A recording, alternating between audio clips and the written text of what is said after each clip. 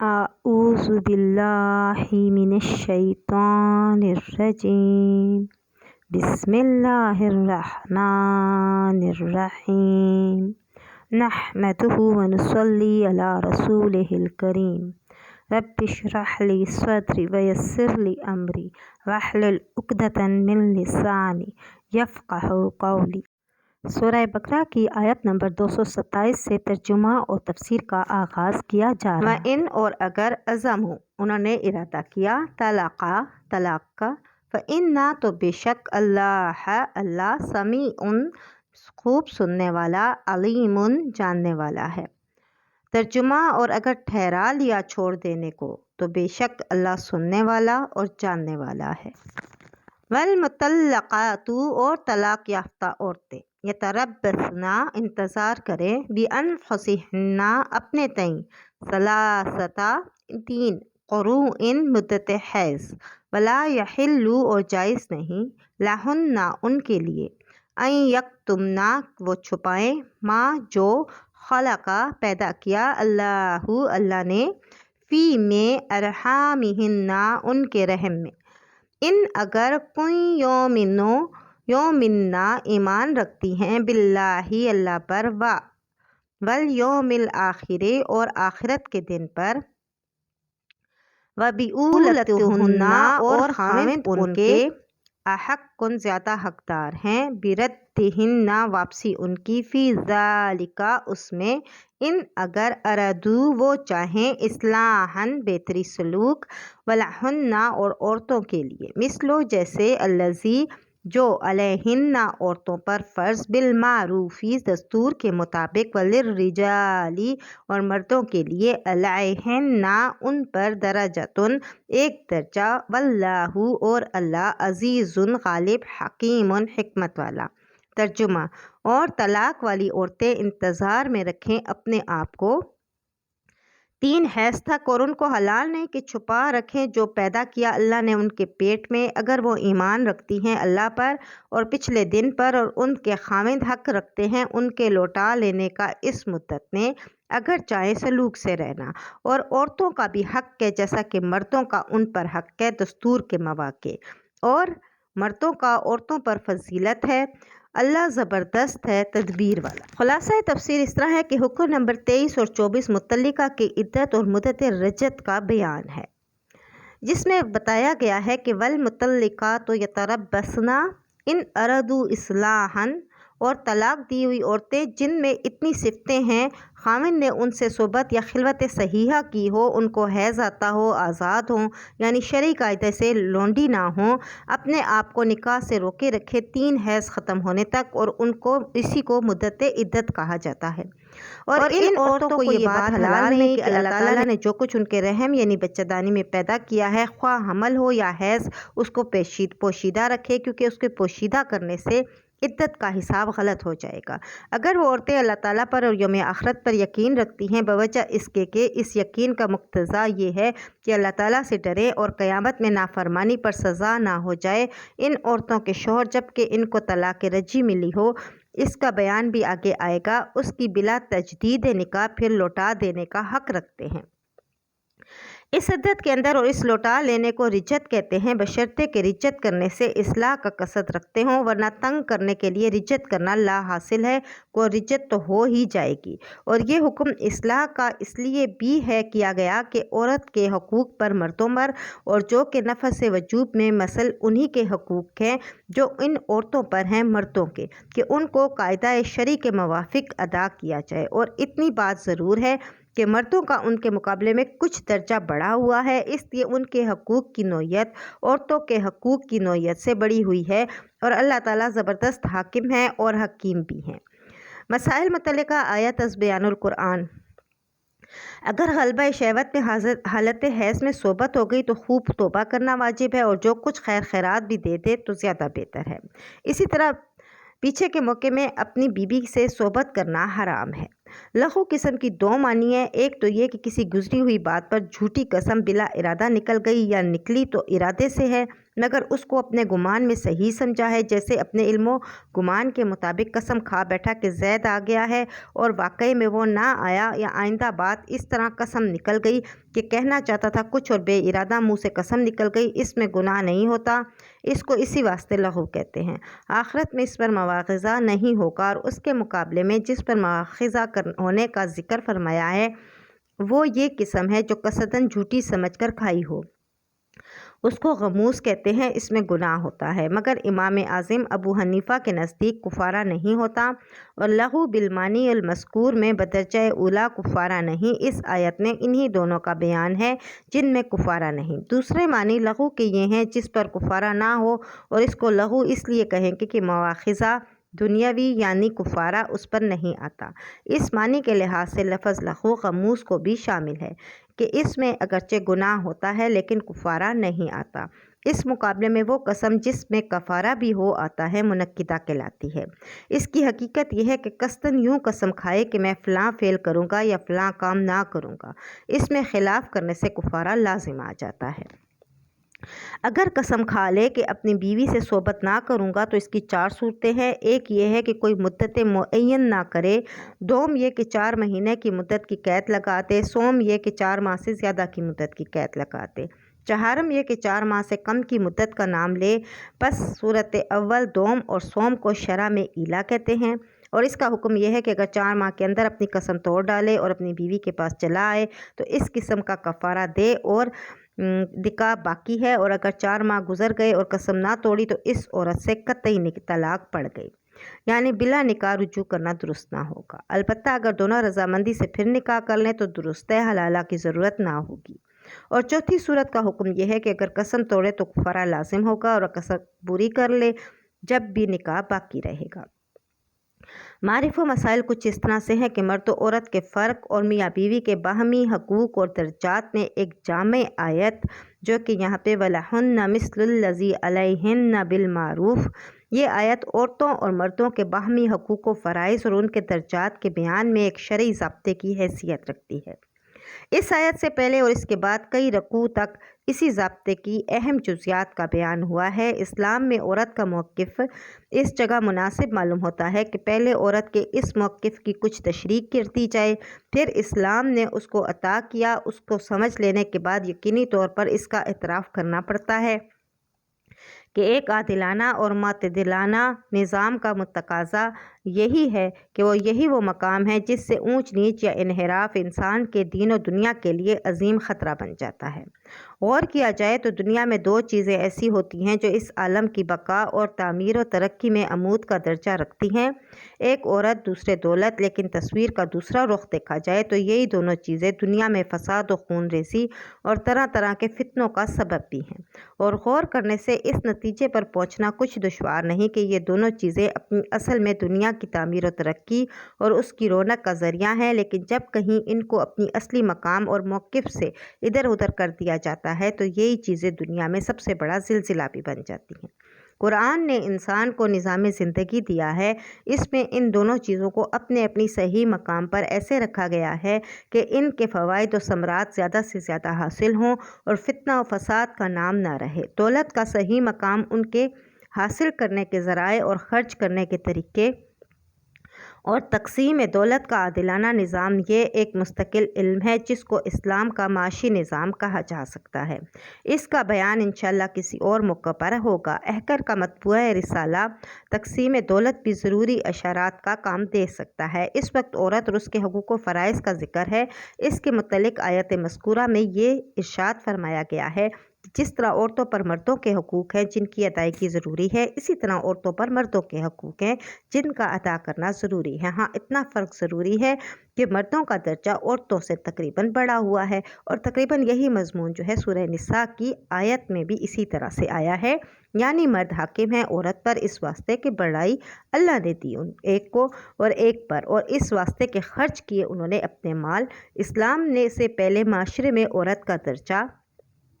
اسلام سے پہلے زمانہ جاہلیت میں تمام دنیا کی اقوام میں جاری تھا کہ عورت کی حیثیت گھریلو استعمال کی اشیاء سے زیادہ نہ تھی، جو پاؤں کی طرح اس کی خرید و فروخت کی جاتی تھی۔ اس کو اپنی شادی بیاہ میں کسی قسم کا کوئی اختیار نہیں تھا، اس لیے اولیاء جس کے حوالے کر دیتے وہیں جانا پڑتا تھا۔ عورت کو اپنے رشتہ داروں کی میراث میں کوئی حصہ نہ ملتا تھا، بلکہ وہ خود گھریلو اشیاء کی طرح مال وراثت سمجھی جاتی تھی۔ وہ مردوں کی ملکیت تصور کی جاتی تھی، اس کی ملکیت کسی چیز پر نہ تھی، اور جو چیزیں عورتوں کی ملکیت کہلاتی تھی اس میں اس کو مرد کی اجازت کے بغیر کسی قسم کے تصرف کا کوئی اختیار نہیں تھا۔ ہاں، اس کے شوہر کو ہر قسم کا اختیار تھا کہ اس کے مال کو جہاں چاہے جس طرح چاہے خرچ کر ڈالے، اس کو پوچھنے کو بھی کوئی حق نہیں تھا۔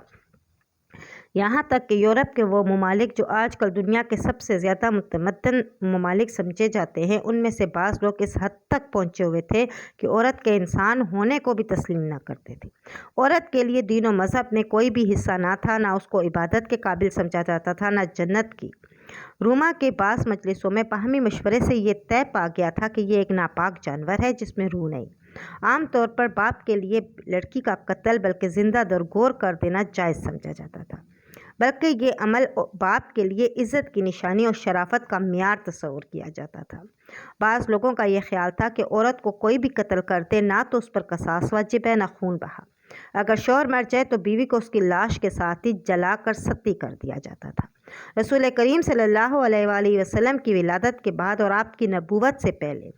586 میں فرانس نے عورت پر یہ احسان کیا کہ بہت سے اختلافات کے بعد یہ قرارداد پاس کی کہ عورت ہے تو انسان،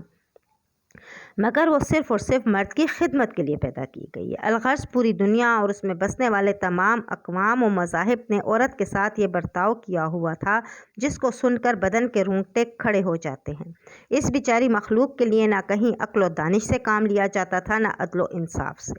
قربان جائیے رحمت للعالمین صلی اللہ علیہ وآلہ وسلم اور آپ کے لائے ہوئے دین حق کے، جس نے دنیا میں کی آنکھیں کھول دیں اور انسان کو انسان کی قدر کرنا سکھلایا، عدل و انصاف کا قانون جاری کیا، عورتوں کے حقوق مردوں پر ایسے ہی لازم کیے جیسے عورتوں پر مردوں کے حقوق ہے، اس کو آزاد و خود مختار بنایا، وہ اپنی جان و مال کی ایسی ہی مالک قرار دی گئی جیسے مرد۔ کوئی شخص خواہ باپ دادا ہی ہو، بالغ عورت کو کسی شخص کے ساتھ نکاح پر مجبور نہیں کر سکتا، اور اگر بلا اس کی اجازت کے نکاح کر دیا جائے تو اس کی اجازت پر موقوف رہتا ہے، اگر نامنظور کر دے تو باطل ہو جاتا ہے۔ اس کے اموال میں کسی مرد کو بغیر اس کی رضا و اجازت کے کسی تصرف کا کوئی حق نہیں۔ شوہر کے مرنے یا طلاق دینے کے بعد وہ خود مختار ہے، کوئی اس پر جبر نہیں کر سکتا۔ اپنے رشتہ داروں کی میراث میں بھی اس کا حصہ اسے ملتا ہے، جیسے لڑکوں کو اس پر خرچ کرنے اور اس کو راضی رکھنے کو شریعت محمدیہ علیہ صاحبہ صلاۃ وسلام نے ایک عبادت قرار دیا ہے۔ شوہر اس کے حقوق واجبہ ادا نہ کرے تو وہ اسلامی عدالت کے ذریعے اس کو ادائے حقوق پر ورنہ طلاق پر مجبور کر سکتی ہے۔ عورتوں کو مردوں کی سیادت اور نگرانی سے بالکل آزاد کر دینا بھی فساد عالم کا بہت بڑا سبب ہے۔ عورت کو اس کے حقوق مناسبہ نہ دینا ظلم و جور اور قساوت و شقاوت تھی جس کو اسلام نے مٹایا۔ اسی طرح ان کو کھلے مہار چھوڑ دینا اور مردوں کی نگرانی اور سیادت سے آزاد کر دینا، اس کو اپنے گزارے اور معاش کا خود متکفل بنانا بھی اس کی حق تلفی اور بربادی ہے۔ نہ اس کی ساخت اس کی متحمل ہے اور نہ ہی گھریلو کاموں کی ذمہ داریاں اور بچوں کی تربیت کا عظیم الشان کام جو فطرتاً اس کے سپرد ہے وہ اس کا متحمل ہے۔ علاوہ ازیں مردوں کی سیادت و نگرانی سے نکل کر عورت پورے انسانی معاشرے کے لیے خطرہ عظیم ہے، جس سے دنیا میں فساد و خون ریزی اور طرح طرح کے فتنے پیدا ہونا لازمی ہے اور روزمرہ کا مشاہدہ ہے۔ اس لیے قرآن کریم نے عورتوں کے حقوق واجبہ کے بیان کے ساتھ ساتھ یہ بھی ارشاد فرمایا کہ وَلِلرِّجَالِ عَلَيْهِنَّ دَرَجَةٌ، یعنی مردوں کا درجہ عورتوں سے بڑا ہوا ہے، اور دوسرے لفظوں میں یہ کہ مرد ان کے نگران اور ذمہ دار ہیں۔ مگر جس طرح اسلام سے پہلے جاہلیت اولیٰ میں اقوام عالم سب اس غلطی کا شکار تھیں کہ عورتوں کو ایک گھریلو سامان یا چوپایا کی حیثیت میں رکھا ہوا تھا، اسی طرح اسلام کے زمانہ انحطاط میں جاہلیت اخریٰ کا دور شروع ہوا۔ اس میں پہلی غلطی کا رد عمل اس کے بالمقابل دوسری غلطی کی صورت میں کیا جا رہا ہے کہ عورتوں پر مردوں کی اتنی سیادت سے بھی چھٹکارا حاصل کرنے اور کرانے کی سعی مسلسل جاری ہے، جس کے نتیجے میں فحش و بے حیائی عام ہو گئی، دنیا جھگڑوں اور فساد کا گھر بن گئی، قتل و خون ریزی کی اتنی کثرت ہو گئی کہ جاہلیت اولیٰ کو مات دے دیا گیا۔ اعراب کا مشہور مقولہ ہے الجاہل و امام مفرط و مفرط، یعنی جاہل آدمی کبھی اعتدال پر نہیں رہتا، اگر افراط یعنی حد سے زیادہ کرنے سے باز آ جاتا ہے تو کوتاہی اور تقصیر میں مبتلا ہو جاتا ہے۔ یہی حال اس وقت ابنائے زمانہ کا ہے کہ یا تو عورت کو انسان کہنے اور سمجھنے کے لیے بھی تیار نہ تھے، اور آگے بڑھے تو یہاں تک پہنچے کہ مردوں کی سیادت و نگرانی میں جو مردوں، عورتوں اور پوری دنیا کے لیے عین حکمت و مصلحت ہے، اس کا جو ابھی گردن سے اتارا جا رہا ہے، جس کا نتیجہ بد روزانہ آنکھوں کے سامنے آ رہے ہیں، اور یقین کیجیے جب تک وہ قرآن کی اس ارشاد کے سامنے نہ جھکیں گے، ایسے فتنے روز بروز بڑھتے رہیں گے۔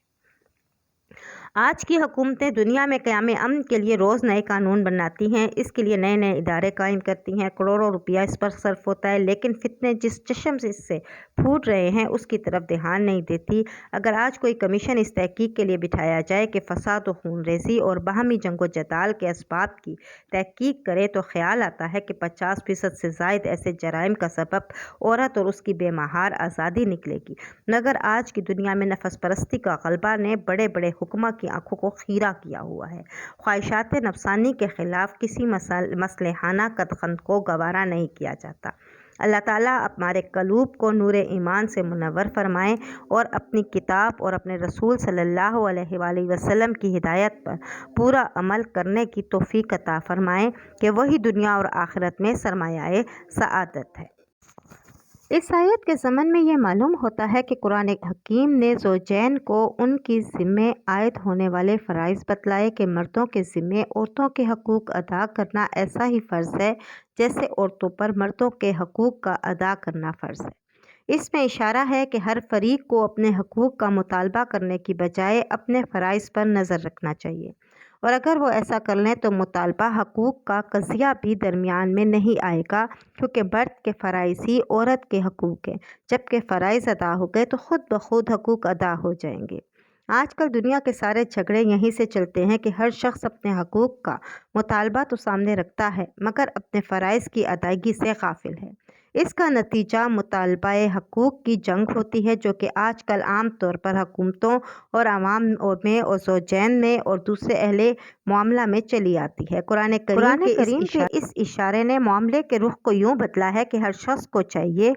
کہ اپنے فرائض پورے کرنے کا اہتمام کرے اور اپنے حقوق کے معاملے میں مساہلت اور عفو و درگزر سے کام لے۔ اگر اس قرآنی تعلیم پر دنیا میں عمل ہونے لگے تو گھروں اور خاندانوں کے بلکہ ملکوں اور حکومتوں کے بیشتر نزاعات ختم ہو جائیں۔ مرد اور عورت میں درجے کا تفوق اور دنیاوی معاملات میں ہے، آخرت کی فضیلت میں اس کا کوئی اثر نہیں۔ دنیا میں نظام عالم اور انسانی فطرت اور خود عورتوں کی مصلحت کا تقاضا یہی تھا کہ مردوں کو عورتوں پر ایک قسم کی حاکمیت اور نگرانی کا نہ صرف دیا جائے بلکہ ان پر لازم کیا جائے۔ اسی کا بیان آیت الرجال قوامون علی النساء میں آیا ہے، لیکن اس میں سب سے پہلے مردوں کا سب عورتوں پر افضل ہونا لازم نہیں آتا، کیونکہ فضیلت عند اللہ کا تمام تر دار و مدار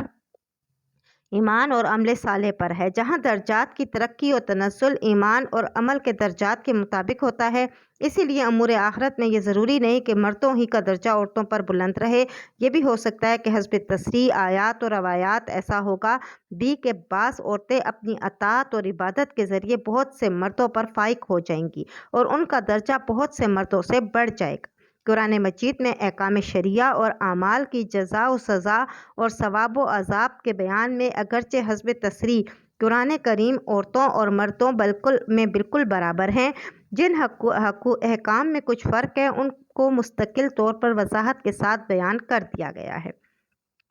لیکن عام طور پر خطاب مردوں کا ہی کیا گیا ہے اور صیغہ مذکر کے ہی استعمال کیے گئے ہیں، اور یہ بات صرف قرآن کریم کے ساتھ مخصوص نہیں، عام طور پر حکومتوں کے قوانین میں بھی صیغہ مذکر ہی کے استعمال کیے جاتے ہیں، حالانکہ قانون مرد و عورت کے لیے عام ہے۔ اس کا ایک سبب تو وہی فرق ہے جس کا ذکر قرآن کریم کی آیات میں مذکور ہوا ہے کہ مردوں کو عورت پر ایک حیثیت سے تفوق حاصل ہے۔ دوسری بات شاید یہ بھی مضمر ہے کہ مستورات کے ذکر کے لیے بھی 70 سے بہتر ہے، لیکن قرآن کریم میں جا بجا مردوں کی طرح عورتوں کا ذکر نہ ہونے سے ان کا خیال پیدا ہوا کہ ام المومنین حضرت ام سلمہ نے حضرت صلی اللہ علیہ وآلہ وسلم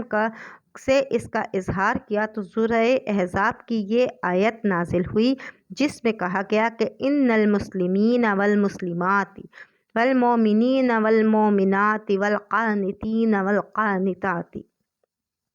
جس میں مردوں کے ساتھ ساتھ عورتوں کا مستقل ذکر واضح کر دیا گیا ہے کہ اطاعت و عبادت اور اس کی وجہ سے حق تعالیٰ کے قرب و رضا اور درجات جنت میں عورتوں کا درجہ مردوں سے کچھ بھی کم نہیں ہے۔ یہ روایت نسائی، مسند احمد اور تفسیر ابن جریر وغیرہ میں مفصل مذکور ہے، اور تفسیر ابن کثیر میں ایک روایت یہ ہے کہ بعض مسلمان عورتیں ازواج مطہرات کے پاس آئیں اور کہا کہ قرآن کریم میں جا بجا مردوں کا تو ذکر ہے، عورتوں میں سے ازواج مطہرات کا بھی مستقل تذکرہ ہے، مگر عام مسلمان عورتوں کا ذکر نہیں۔ اس پر آیت مذکورہ نازل ہوئی۔ خلاصہ یہ ہے کہ دنیاوی نظام نے عورتوں پر مردوں کا ایک گنا تفوق اور حاکمیت ان کی مصلحت اور حکمت کا تقاضا ہے، ورنہ نیک و بد عمل کی جزا و سزا اور درجات کا آخرت میں کوئی فرق نہیں۔ قرآن کریم میں ایک دوسری جگہ یہی مضمون اور بھی وضاحت سے اس طرح مذکور ہے، یعنی جو مرد اور عورت نیک عمل کرے وہ مومن بھی ہو اور تو ہم ان کو پاکیزہ زندگی عطا کریں گے۔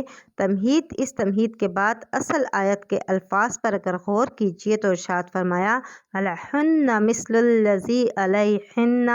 یعنی ان کے حقوق مردوں کے ذمے ہیں جیسا کہ ان کے ذمے مردوں کے حقوق ہے۔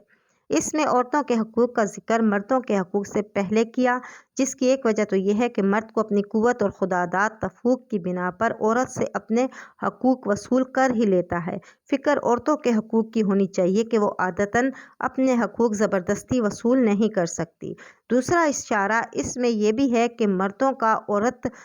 کو عورت کے حقوق ادا کرنے میں مسابقت کرنا چاہیے، اور یہاں جو لفظ مثل کے ساتھ دونوں کے حقوق کی مثلیت اور مساوات کا اشارہ ہے، اس کا یہ مطلب تو ہو ہی نہیں سکتا کہ جس طرح کے کام مرد کرے اسی طرح کے عورت بھی، یا برعکس، کیونکہ مرد و عورت میں تقسیم کار اور ہر ایک کے فرائض فطرتاً جدا جدا ہیں، بلکہ مراد یہ ہے کہ دونوں کے حقوق کی ادائیگی یکساں طور پر واجب ہے، اس میں کوتاہی اور تقصیر کی سزا بھی یکساں ہے۔ یہاں یہ بات بھی قابل ذکر ہے کہ قرآن کریم نے ایک مختصر سے جملے میں ایک عظیم الشان دفتر حقوق و فرائض کو کیسے سمویا ہے، کیونکہ مفہوم آیات میں عورتوں کے تمام حقوق مردوں پر، مردوں کے تمام حقوق عورتوں پر داخل اور شامل ہیں۔ بہر محیط اس جملے کی آخر میں ایک لفظ بالمعروف اور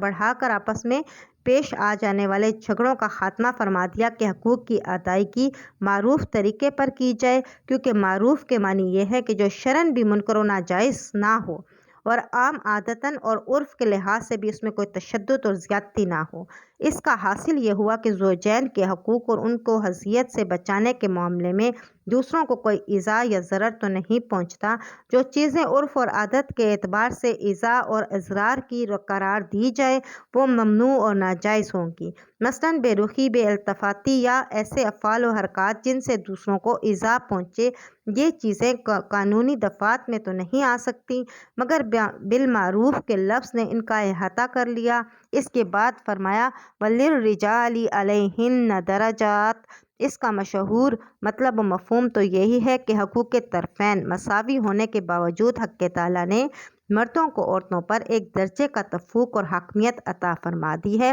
اور اس میں بڑی حکمتیں ہیں جس کی طرف آیت کے الفاظ وَاللَّهُ عَزِيزٌ حکیم میں اشارہ فرما دیا ہے۔ اور حضرت عبداللہ بن عباس اس جملے کا مطلب یہ بھی بیان فرماتے ہیں کہ مردوں کو اللہ تعالیٰ کی طرف سے ان کے حقوق میں کوئی کوتاہی ہو بھی جائے تو ان کا درجہ یہ ہے کہ یہ اس کو برداشت کریں اور صبر سے کام لیں اور ان کے حقوق کی ادائیگی میں کوتاہی نہ کریں۔ صدق اللہ العلی العظیم۔